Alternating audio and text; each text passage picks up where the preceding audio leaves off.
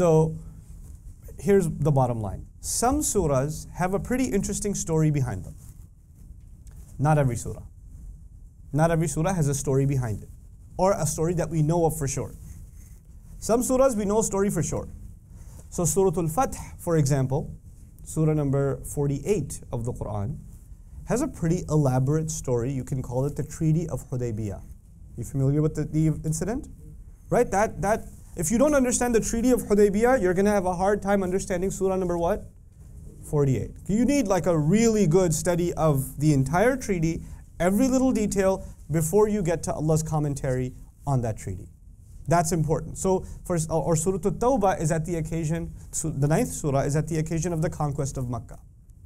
So if you don't know what's happening with the Romans, if you don't know what's happening with the Meccans, you don't know what's happening between, Ali radiallahu anhu and Abu Bakr as-Siddiq on their trip to Hajj and all of these details, if you don't know that, you're going to miss out on what Allah is talking about in Surah At-Tawbah. Some surahs have a pretty elaborate historical story behind them, and you better know. You better have a full picture of what's going on. We're actually entering a really interesting surah from that perspective. We're going to be studying Surah al-Kahf, right? Now what's remarkable about Surah al-Kahf, there are many things, many narrations about Surah al-Kahf. We're going to explore a bunch of them together, inshallah. But one of them that's really fascinating is that the Prophet ﷺ was asked certain quiz questions to see if he's really a prophet. And he was asked about who the people of the cave are. Right? Now the people of the cave, I'll let you know now, I'll give you a little hint now. The people of the cave are actually considered saints in Jacobite Christianity, in Syrian Christianity of the time. They were considered saints.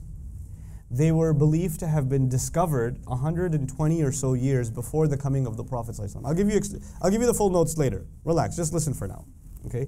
So this was a pretty big deal among the Christian community of the entire region. And the news spread so far that the Christian king from far off, like from Greece, actually came to pay them respects when they were discovered, according to their records. This is not the Islamic record, this is the Christian record. And they were such a big deal that for the last 100 or so years, this is before the birth of the Prophet ﷺ, there were songs made about them in Greek, and then the Greeks basically completely took over the story and it was lost on the Arabs, the Arab Christians.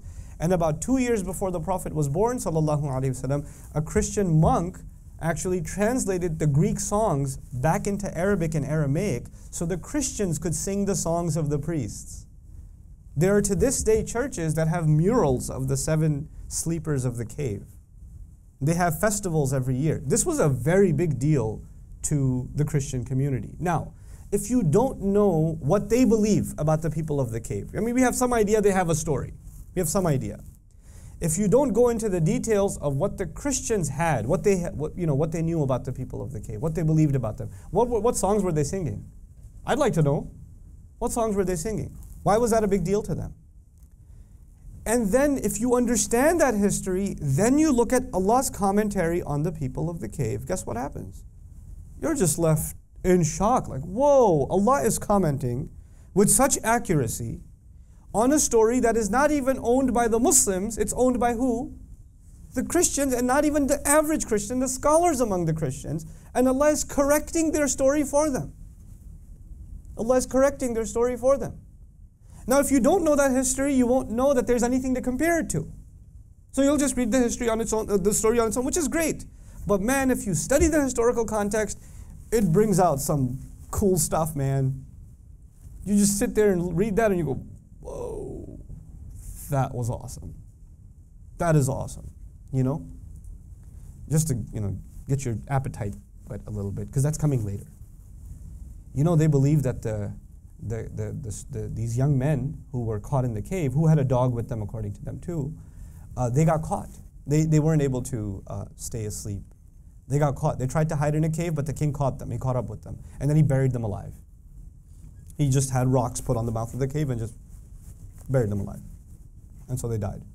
Then 40 years, or assumed dead. Then 40 years later, not 309, 40 years later, some shepherd came and moved some rocks, and he found these guys in there, and they woke up. And that was the whole story to them. Is that the story you have in the Qur'an? No. No. See, the Qur'an, it comes to the defense of the actual events of those people because those people are Muslims, which is also important. Because to them, those people were actually saints of Christianity. They preached Jesus is Lord, which they didn't. So Allah corrects the records, sets the record straight. Okay, so but we'll see more about that. In other words, what I'm trying to say is, when you talk about historical context, sometimes you have to go to the Islamic sources to understand the historical context, but sometimes you have to go outside the Islamic sources to understand the historical context. But understand my thought process. I am not going to non-Muslim sources, to Christian sources, to Jewish sources. Yes, I will go to Jewish sources too. I'll even go to Egyptian sources. I don't care. But I'm not going to go there to find truth. I'm going to go there to find what they have, to see how Allah comments on what they have. It's like in my method, what's beyond criticism? Qur'an. Everything else is subject to criticism. You know where I found this commentary on the people of the cave? One of my students pointed me towards it. Is a book written on the Qur'an and its biblical subtext. And the intent of the author is very interesting. The intent of the author, he's a disbeliever, of course, he's a non-Muslim. The intent of the author is that the Qur'an copied stories from Christian and Jewish tradition, but did so unsuccessfully. In other words, it didn't copy the story accurately. That's the intent with which he did exhaustive research. And I'm really grateful that he did that research, because I'm just looking at all of his research and I'm reverse engineering it and saying, yes, the Qur'an is completely in contradiction with the record that you have, because the Qur'an set the record straight. We're looking at the same exact research, but we're looking at it from two different perspectives. I'm looking at the Qur'an as muhaymin.